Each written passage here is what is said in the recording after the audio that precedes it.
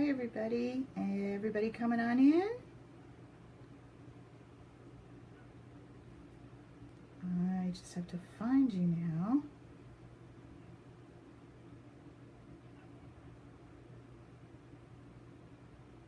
Hello, hello. Hi everybody. Turn the volume down. There we go. How are you? Welcome.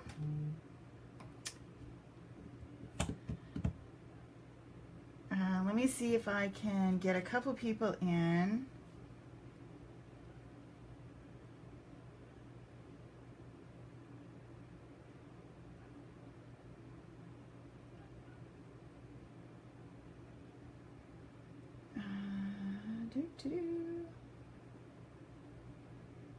I'm just typing a message to somebody who can't find us.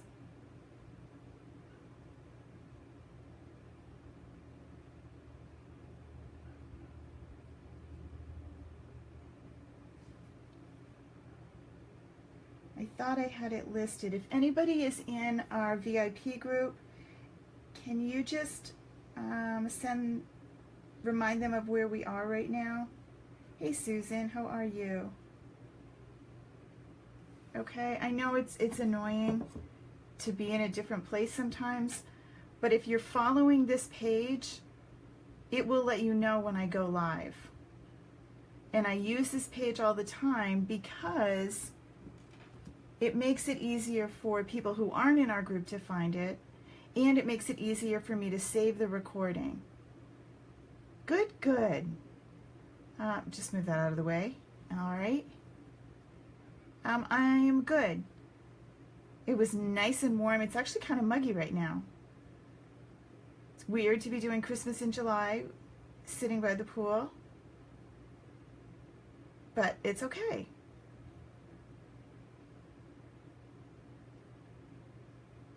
If anybody has a chance that you can pop over to my Facebook groups and just remind people of where we are.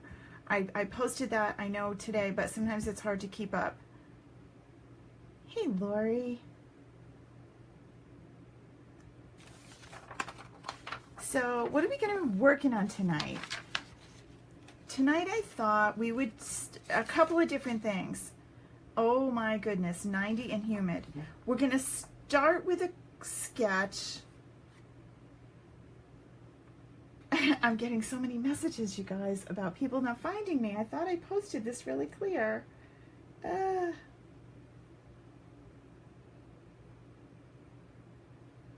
I'm live.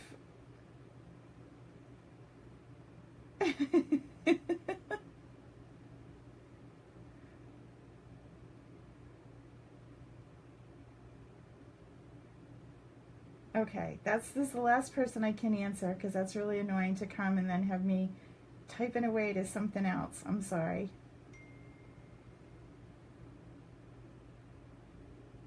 Okay. All right, so a couple of things, just details. This weekend is my special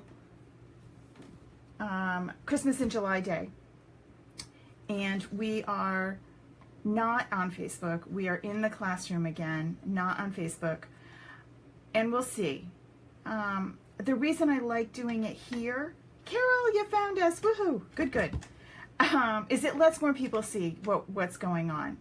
But when it's something special that you've paid for the class, then you get the class. You don't have to worry about Facebook. So that's the little bit of difference. And we'll talk about that on Saturday and see what you like. Yes, no, maybe. Marion, how's retirement? Hope you're enjoying what's going on with your life. I bet you're busier now than you were when you worked. And you wonder how you ever got all these things done before. How did you squeeze in work? Okay, so what we're going to do tonight is I wanted to show you, okay, here's the sketch. I give you images, I give you dimensions, I give you the various sizes, but just because that's the way I did it, you could so interpret it 100 different ways. So this one, I didn't give you a finished card, I just gave you the sketch, and we're going to work from that. So the first thing we're going to do is we're going to start with the actual 4 1/4 by 5 1/2 card, which in this case is an old olive. So I'm going to trim that down.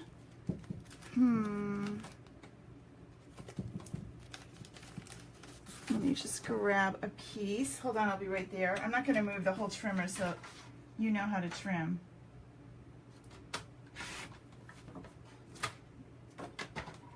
And you know how to score too. So those are over here on the side, but okay. So here is our base card. So now I have my 4 1/4 by 5 1/2 card scored and folded. And then I have the next layer is 4 by 5 1/4. Okay. Here we go. So there's the next layer, right? And then you see an image. Okay, I popped in here. This is one of the stitched framelits. Fits it perfect. And then we have a sentiment. All right, well, for a sentiment, I like to use one of my punches, and I tend to go for my triple banner punch. I swear, I use this punch 100 times a day. I just love it, and I know you're sick of hearing me talk about how cool it is, but it is. It's a great punch. It works so well. So, but you're thinking, well, maybe I don't want something that wide, because if you notice in this image, I hadn't really planned on, this goes from 1 inch to 1 1/2 to 2. Maybe I don't want something quite that wide. Well, the cool part is you don't have to have it quite that wide. So let's say, you know, I've got a 1 inch card, but I don't really want to use, or I'm sorry, I have a 1 inch banner. Yes, Dolly, you're gonna love this one. So I don't really want to be 1 inch in size. So I'm just gonna come over here and I'm gonna go to the 1/2 inch mark. Now let me bring it in so that you can see it. I'm not in close enough. So I'm gonna go to the 1/2 inch mark. It's hard to do it on this end, but you can. So get to the 1/2 inch, make sure it's nice and straight. And I'm going to cut myself a 1/2 inch strip. Okay? So now I have this skinny little strip. You're thinking, well, all right, that's great, but this doesn't have little lineups for that, does it? No, it doesn't. But if you slide this in and put it right smack dab in the middle of the 1 inch, so this piece would be 1 inch here, but I'm just going to go right in the middle, push it tight, you get the cutest little banner. And if this is off a little bit, it's really not the end of the world, but if it really makes you crazy, flip it around and try again. And there you go. Now I have a double-ended. Now I know everything's white and that's going to be hard to see, but we're going to make it not white in a minute. So this fits, and I want this to be a little bit shorter. I'm going to cut this in half. And now I have, there's my card from the sketch, right? Okay, that's good. What else can I do? Well, first of all, let's think about what we could do with this if we used pattern paper for this instead of a solid. That would change it up a great deal. Now I know we're doing Christmas in July, but let's say we grab,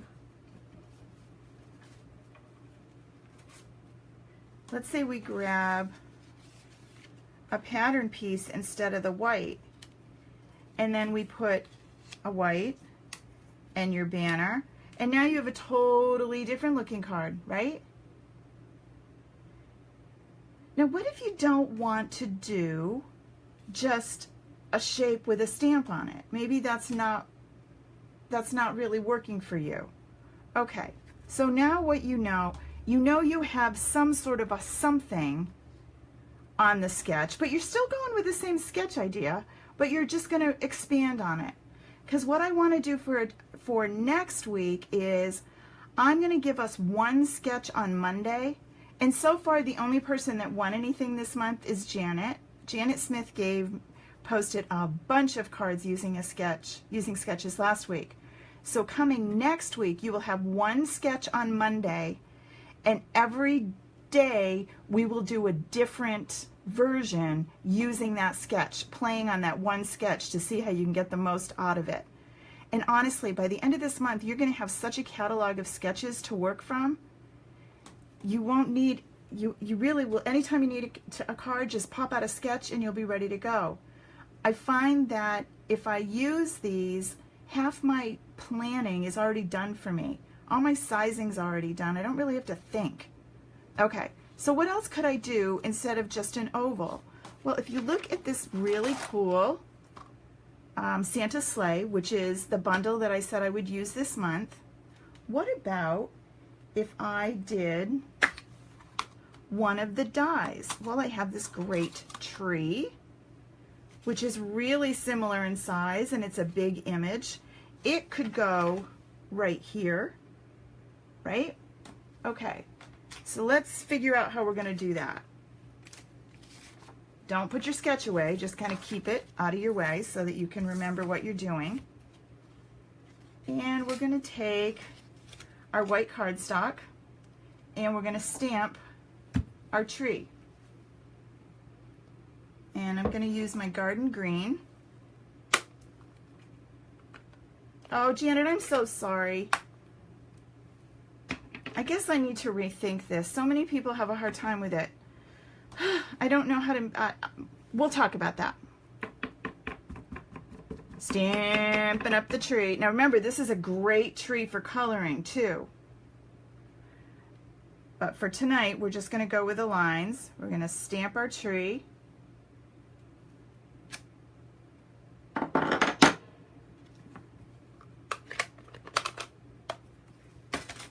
Janet, I was talking about you actually.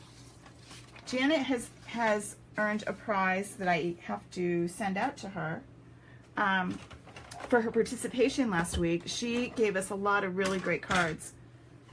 Janet, I don't remember, are they in the VIP group or did you post them in the open group?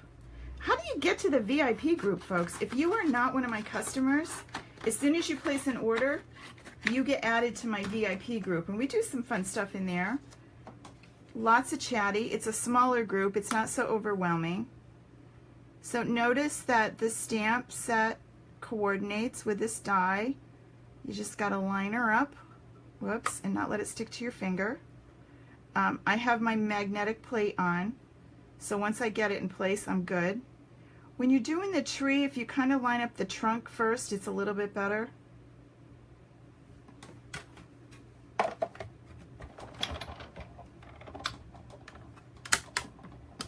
I think that is where they are, Janet, too.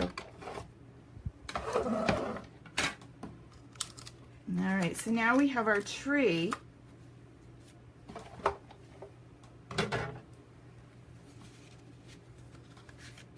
So now instead of the oval, but I could do both, instead of the oval, now I could have just the tree. Again, changes the whole look of the card, but I could do this. Somewhere I lost. I'm coming. I could do white on white and add my tree to that on top of the oval. The oval could be off-centered a little bit, and my sentiment could go here. Hey, Gwen. So, of my sentiments, there's not too many in this particular set, which is why I also picked the Oh So Fun. I do have Hope Your Season Brings One Good Thing on top of another. It's kind of blocky, but it's cute, and I have Merry Christmas Wishes. But if I want a little bit more, I have the Oh What Fun, and I could pick one of those and stamp that on here.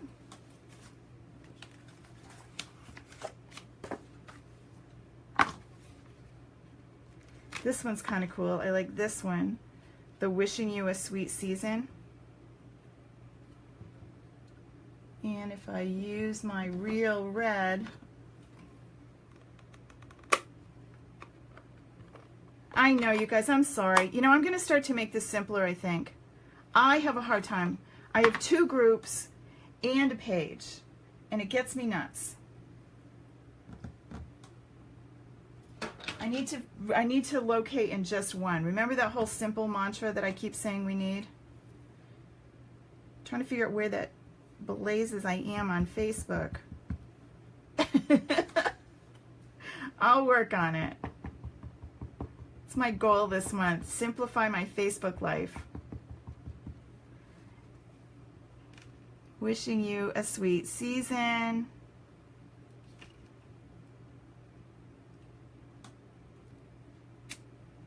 And I also like the itty bitty little holly leaves. They're so cute.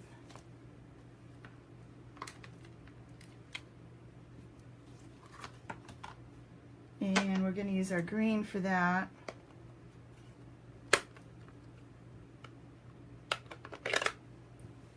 But this is easily a card you could mass produce. You know, if you needed to do a lot of Christmas cards, this one would work nicely, right? Okay, so now we pop this in. We add the wishing you a sweet season and your tree. And you've sort of started with your, you know, you kind of started with this, but then you kind of grew, right? So instead of the sentiment on the bottom, we added the sentiment to this image. We could do this. We could add another tree. So you start with this, but then you grow, okay? You could also bring this in. This still looks cool here, right? Totally changes the look of the card. Okay, so anyway, that's what I wanted you to think about when you look at these sketches. Don't just do exactly what it shows you. Think what else you could do. Those of you that have been with me for a long time know that I've been a fan of Anna Griffin for a long time, way before my stamping life started. And I was watching a little bit of HSN today, and her box of cards were the step cards. Remember, we used a step card this month. And it was the today's special, I think. It was like $69, and you got 20 cards. I was blown away when I thought about it. They're gorgeous. I love them. They're amazing. But you have all the tools to make those cards for far less than $20. So I don't want you to be thinking, oh, my cards don't look as cool. They surely do. And some of the ones that I've been seeing that you've been posting are way better, way more imaginative, and I love them. Don't tell Anna Griffin that. But I think you're doing really well. Okay, so we're going to talk about what you can do to get a bunch of images on one page. So I brought this in and I showed you, not pretty, but this is something where you just kind of start stamping a bunch of trees. I did a little bit of watercolor wash. But then I wanted to stamp the reindeer on here, and it kind of just looks like someone threw up. It doesn't look pretty. I can't make anything out. They all kind of go together, and they really are not attractive, right? Here's the same idea using a simple masking technique without the watercolor wash, but no one threw up on this one. I can see the distinction of the deer. He's not hidden behind the trees. It's not, yeah, I have trees layered, but they look right. So, okay, how do we get that? That's where masking comes in. What's super easy about this bundle, the Santa Sleigh bundle that comes with the Thinlits, no fussy cutting involved. So let's figure out what we're going to do with that. Where's my white piece? Here's my white one. That's not it. Okay, so here's that same white piece of paper, and I want to do I'll put this over here so that you can see it. I want to do the trees in the background, and I want to do the deer. You kind of have to think through how you want your card to look, because it's kind of the opposite of what you're doing. What you would normally think is, oh, I'll build in the background and then I'll put the deer in later. Well, that's not going to work, because what's going to happen is you're going to get this. You're going to see the trees through the deer, all right? So what you want to do when you're using masking is you're going to do the reverse of that. You're going to do your foreground first, and then we're going to work backwards. Okay? Sounds really crazy, but that's what we're going to do. You're also going to want a handy dandy pack of Post-it notes. They work great. And what I'm going to do is put my deer, you know what, I'm going to close some of these inks because I am going to end up covered. I have a really hard time with the red, and I always get it all over me. Come on, red. I think it's because I'm afraid of it, so it knows. We're going to want this green one again, but we don't need the red. All right, so there's our green, and I'm going to use soft suede from a deer. So remember I said I want the deer in the front.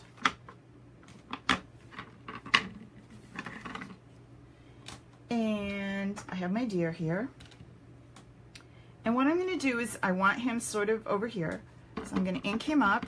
Now these are perfect for coloring. Remember I said that our watercolors would be awesome with these.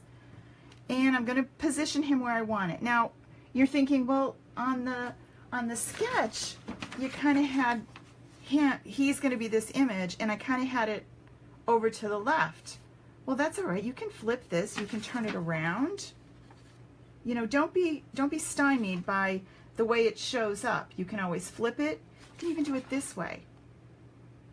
The sketch just gives you the measurements and a jumping off point. Okay? All right. So in this case, I want my deer on this side of the front of my card. So ink him up, and I'm going to just stamp him nice. He's ready to go. Totally the opposite of what you think. And then I'm going to bring over my little Post-it note, and I'm going to punch him in, stamp him in. So now I have, this is going to be my mask of the deer. All right, now, because I have Thinlits, this makes it even easier. If I didn't have Thinlits, I would have to be doing some fussy cutting, but I don't have to in this case. So I'm going to bring my deer up here, pop him on my Big Shot. Let me make room so that you can see what I'm doing.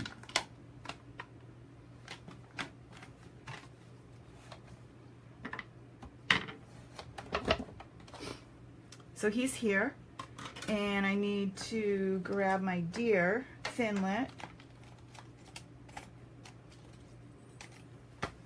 line that up on top of him. Now the reason you use the Post-it note is because it's sticky up here, so you want to make sure that you've got it as close to the top as you can. I might be a little bit off on this one, but we'll live. And you run it on through. All right, so now there's my deer, all cut out, no fussy cutting involved.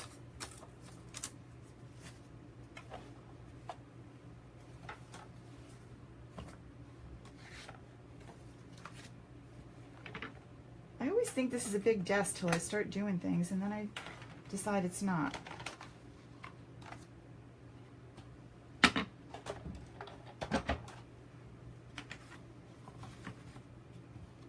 Okay, so there's my mask, right? And here is my card that I'm working on. So I'm going to take the mask. It's sticky on the top. If I'm concerned about the bottom, I can always put a little repositionable back there. And I'm going to cover up my deer with my mask that I just made. But now because I used the Post-it note, I don't have to worry about it's going to stick because it's sticky on the back. I also, because I have a Thinlit, I don't have to worry about trying to cut this by hand. I could, but I don't have to. So now I'm going to take my green, and I'm using garden green. But I'm also, because if you think of the forest, it's not all one color, right? There's lots of different greens to your trees. And I'm going to stamp off as well. So I'm going to ink up my tree.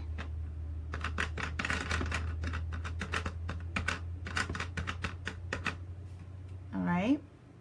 Get my tree nice and inked. And lo and behold, I want a really dark tree over here. So I'm going to put that down right there. I'm then going to come over on top of the deer, and I'm going to put another tree.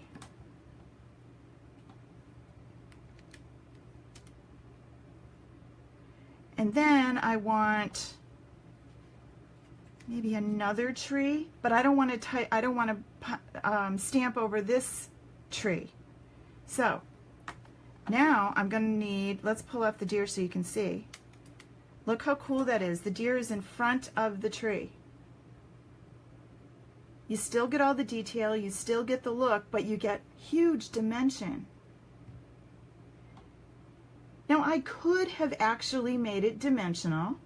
I could have cut a deer out and put it down, added some 3D dimensionals and put it on top. I could do that. But I also, for a little bit different look, I like this, and it tends to give you a more image, more like a painting almost, rather than die cut layers put together. Okay, now if I want to cover up the tree, same thing. I did the same thing with the tree. The tree is longer than one post-it, so you have to put two together. So you just, I'm not going to do it again because we just did it. So you just take one and two, then stamp your tree, run it through your Big Shot using the tree die, and now you have a cover up for your tree. So now I can cover up this tree, and I can take my stamp, and if I'm worried about my deer, I can always cover him too. And now I'm going to take the tree and ink it up again. Make sure everybody's where they belong, because I want it to look like we're in the forest. And I'm going to stamp down again. And maybe one, I don't really want to go over that. Hold on. I really don't want anybody to overlap. So let's take the deer off. Let's take the tree. Right, we're okay. I'm now going to cover up this tree. And I might need more than one tree. Fortunately, I cut a couple. A couple of different masks.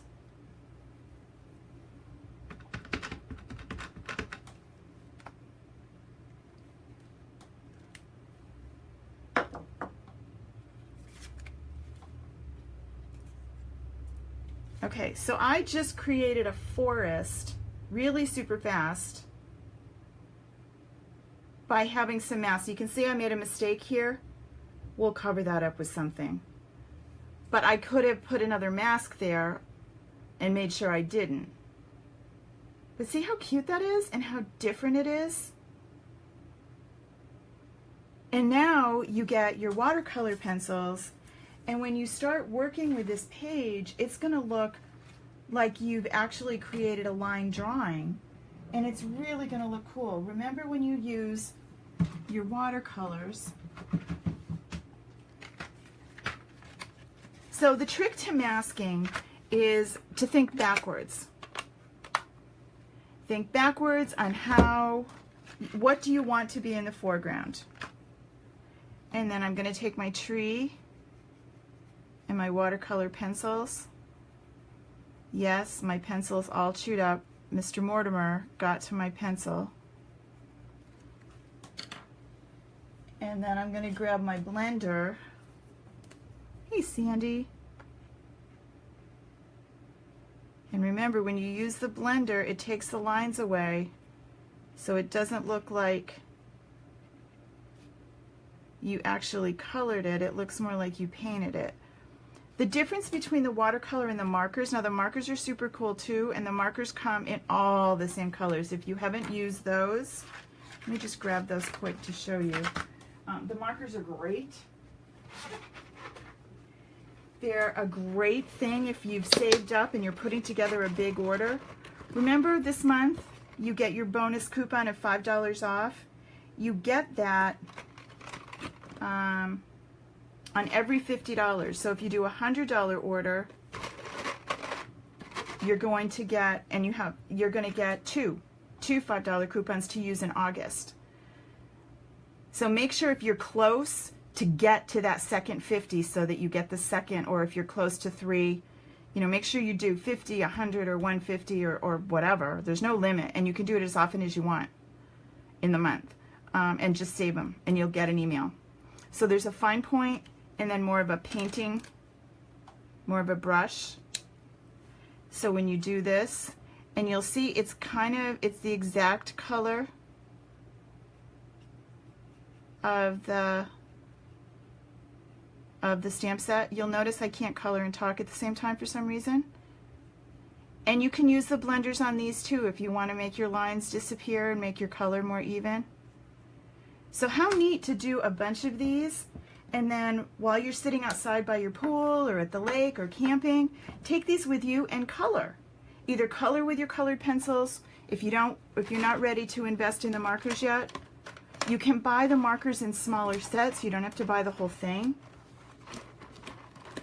Love, love, love them. Okay? I will have a list later of what I used today. So this is what I intended to do tonight, but I had a request today, and I decided that it would be fun to do it, so we're doing it live. I haven't tried it. I have no idea what's going to happen. I love to live on the edge. Sandy actually asked a question today about using vinyl, which I have used to use with my Cricut all the time. Can you cut vinyl with the Big Shot with your die cuts? I haven't done it, so today's the day. So let me grab some vinyl, which is over here in the Cricut closet. See, I told you it didn't go anywhere. I'll use the black because it's easy for you to see. So I'm going to cut just a little piece of black vinyl. This is 651. If you're not a Cricut person, you have no idea what we're talking about. 651 is outdoor vinyl, which means it can go to, it can stay out on like signs you're going to put out in the rain or what have you. It's going to work. Vinyl has a backing on it, kind of like that crazy contact paper you used to put on the shelves in your kitchen back when we were young and didn't have new cabinets, like yesterday. No. That's what it is. So you're going to peel it off when you're done. Some of you are like, yeah, we know, just get to it. And I'm going to take, it works great for really intricate designs because there's not a lot of gluing involved. Now I'm going to hate myself in about 4 seconds because of the whole weeding concept, but let's give it a try. Now I might need to make this a little thicker to cut through. I don't know exactly how sharp the die is. You know what? I'm going to do something simple first. Let's do the reindeer. Just decided that made more sense. Remember I used to tell you when you learn to drive, you don't go on the highway and do 95? Well, same idea. When you're cutting something new, start with something simple. Don't do the most intricate design in the box. All right, so that went through nice and easy. Oh, looky, looky there. Look, Sandy. Jean, yes. Oh, super cute. So now I have a shiny reindeer. The only negative is you have to find a way to peel it off. You can't you know, like you're gonna have to fuss with it a little. I'm gonna grab my piercing tool, but yes, the answer to the question was it worked. And I just used the same thing I would use for a die for anything. I didn't use any shims, or I am such a huge fan of the Big Shot now. You know, I used to have 100 different things to do. I do stick with just Stampin' Up! Dies. I don't use 100 other people's. I am all Stampin' Up! Here because it is my business. It is what I do. All right, so it's a little trickier than, you might be able to use transfer tape now that I say that out loud. Let's try that. All right. So in Cricut Land, you would weed it. You would peel away the extra, and then it would stay in here, and it would only cut through the vinyl, not cut through the backing. But what's happening with the die is it's cutting through the backing, which is fine, but I have to try and get it off. So let me try, let's try some transfer tape and see what that does. Transfer tape helps you move it. It does exactly what you're saying. It takes an intricate image. It's just sticky on one side, and it helps you transfer it.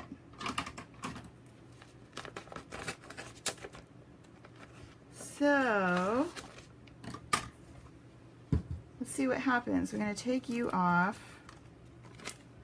We're going to stick you to this. Make sure you get a good solid stick.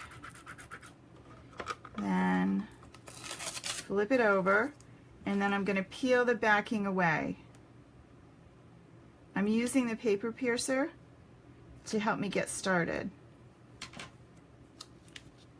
Yeah, that works really well. So yes, use your transfer tape.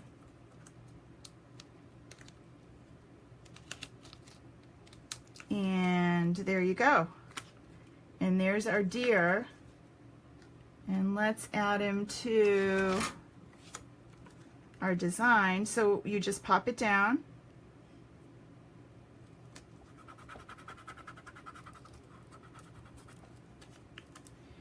And you roll back your transfer tape, and you're good. So, yes, indeed, it does work. What you would do if you were doing one of the really intricate ones, you would do something called reverse weeding. And I never used to do this with Cricut. It never seemed to make all that much sense to it, but you're going to do the same thing.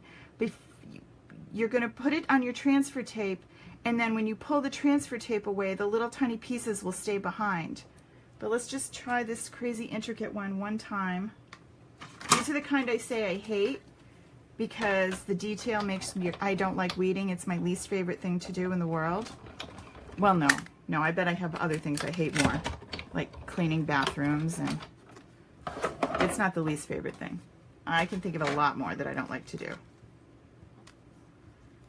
So there's that. You could probably, well, let's try. We're experimenting all the way around. Let's see what this does. Remember, this is my handy little brush that I love for this die. Let's see if it works with the vinyl.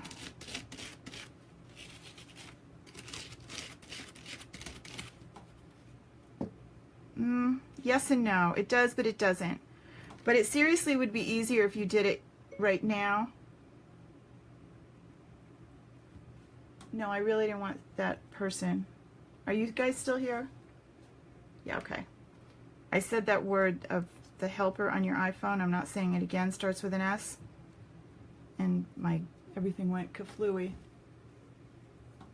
So anyway, just pop those all out like that. Super easy. And then you can do the same kind of transfer tape thing that we talked about.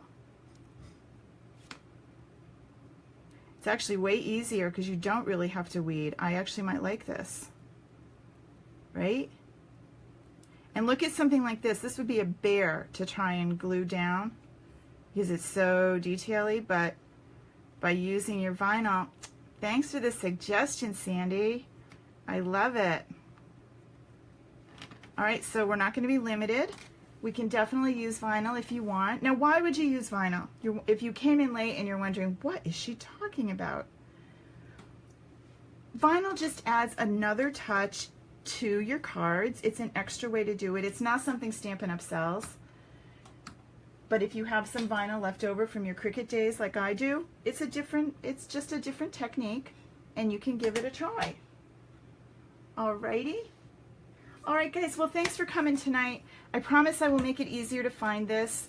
I will post more links and more detailed information. Thursday night, come on back, and I will see you again soon. Have a great night. Bye-bye.